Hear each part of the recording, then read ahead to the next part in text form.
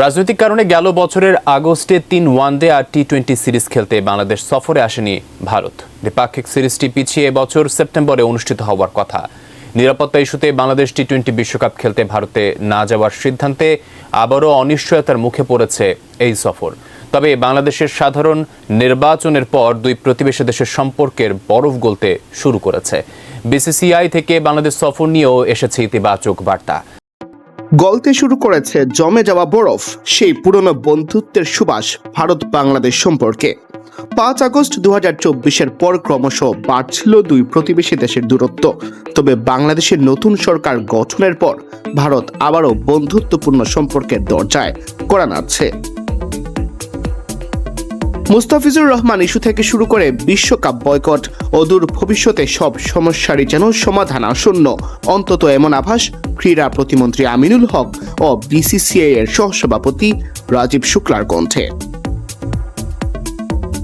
12 ফেব্রুয়ারি ত্রয়োদশ জাতীয় সংসদ নির্বাচনে নিরঙ্কুশ সংখ্যাগরিষ্ঠতা পেয়ে সরকার গঠন করেছে বাংলাদেশ জাতীয়তাবাদী দল বিএনপি। 17 ফেব্রুয়ারি গঠিত হয়েছে নতুন মন্ত্রিসভা, যেখানে টেকনোক্র্যাট কোটায় যুব ও ক্রীড়া মন্ত্রণালয়ের প্রতিমন্ত্রী হিসেবে দায়িত্ব নিয়েছেন বাংলাদেশ ফুটবল দলের সাবেক অধিনায়ক আমিনুল হক।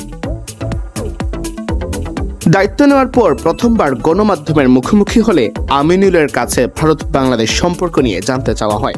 দুই দেশের সম্পর্কের শীতলতার প্রভাব যে বেশ ভালো করেই পড়েছে ক্রীড়াঙ্গনে।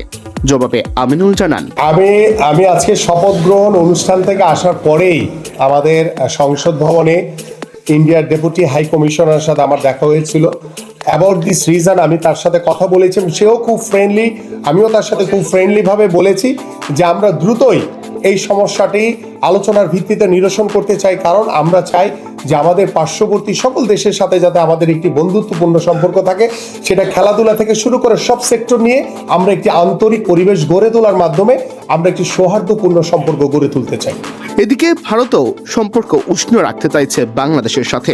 প্রতিবেশী দেশটি নিকট ভবিষ্যতে বাংলাদেশের সাথে বন্ধুত্বপূর্ণ সম্পর্ক বজায় রাখার আশা প্রকাশ করেছে।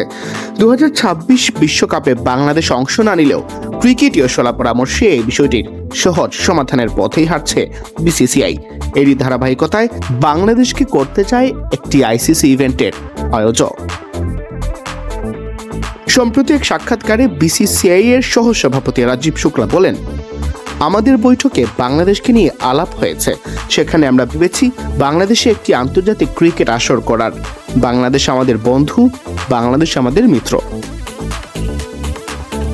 2031 সালে বাংলাদেশ ও ভারত মিলে আয়োজন করার কথা ওয়ানডে বিশ্বকাপ। ততদিনে অবশ্য শেষ হয়ে যাবে বর্তমান সরকারের মেয়াদ। তবে ভারত বাংলাদেশের সম্পর্ক উন্নয়নে ভূমিকা রাখা সম্ভব হলে 2031 বিশ্বকাপ হয়ে উঠতে পারে দুই রাষ্ট্রের বন্ধুত্বপূর্ণ সম্পর্কের এক সেতুবন্ধন।